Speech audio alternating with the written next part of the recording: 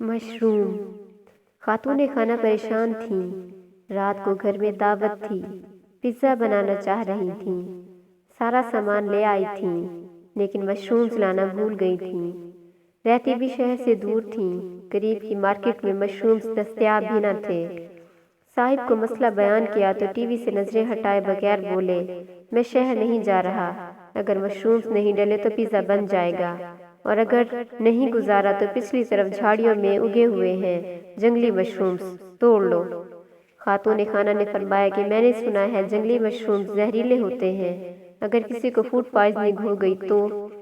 صاحب بولے، دعوت میں سارے شادی شدہ آ رہے ہیں، زہریلی باتیں سننے کے عادی ہیں، زہریلے مشرومز بھی ان پہ اثر نہیں کریں گے۔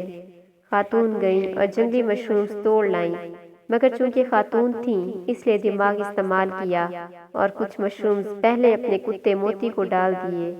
موتی نے مشرومز کھائے اور مزے سے مست کھیلتا رہا۔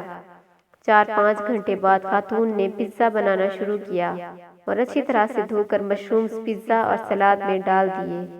دعوت شاندار رہی۔ مہمانوں کو کھانا بے حد پسند آیا۔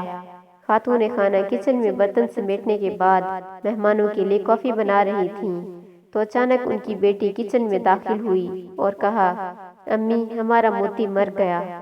خاتون کی اوپر کی سانس اوپر اور نیچے کی سانس نیچے رہ گئی، مگر چونکہ خاتون سمجھدار تھیں اس لیے پینک نہیں ہوئیں۔ جلدی سے ہسپتال فون کیا اور ڈاکٹر سے بات کی۔ ڈاکٹر نے کہا چونکہ کھانا ابھی ہی کھایا گیا ہے اس لیے بچت ہو جائے گی۔ تمام لوگ جنہوں نے مشرومز کھائے ہیں ان کو اینیمیا دینا پڑے گا اور معدہ صاف کرنا پڑے گا۔ تھوڑی ہی دیر میں میڈیکل سٹاف پہنچ گیا۔ سب لوگوں کا معدہ صاف کیا گیا۔ رات 3 بجے جب میڈیکل سٹاف رخصت ہوا تو سارے مہمان لیونگ روم میں آڑے ترچھے بے دم پڑے ہوئے تھے۔ اتنے میں خاتون کی بیٹی جس نے مشرومز نہیں کھائے تھے اور اس ساری اذیت سے بچی ہوئی تھی، سوجی ہوئی آنکھوں کے ساتھ ماں کے پاس بیٹھ گئی۔ ماں کے کاندھے پر سر رکھ کر بولی، امی لوگ کتنے ظالم ہوتے ہیں۔ جس ڈرائیور نے اپنی گاڑی کے نیچے موتی کو کچل کر مار ڈالا وہ 1 سیکنڈ کے لیے بھی نہیں رکا۔ اف کتنا پتھر دل آدمی تھا، ہائے میرا موتی۔ تو خواتین آپ خود کو کتنا بھی ذہین، سمجھدار، معاملہ فہم اور ہوشیار سمجھیں، پوری بات سن لینے میں کوئی حرج نہیں ہوتا۔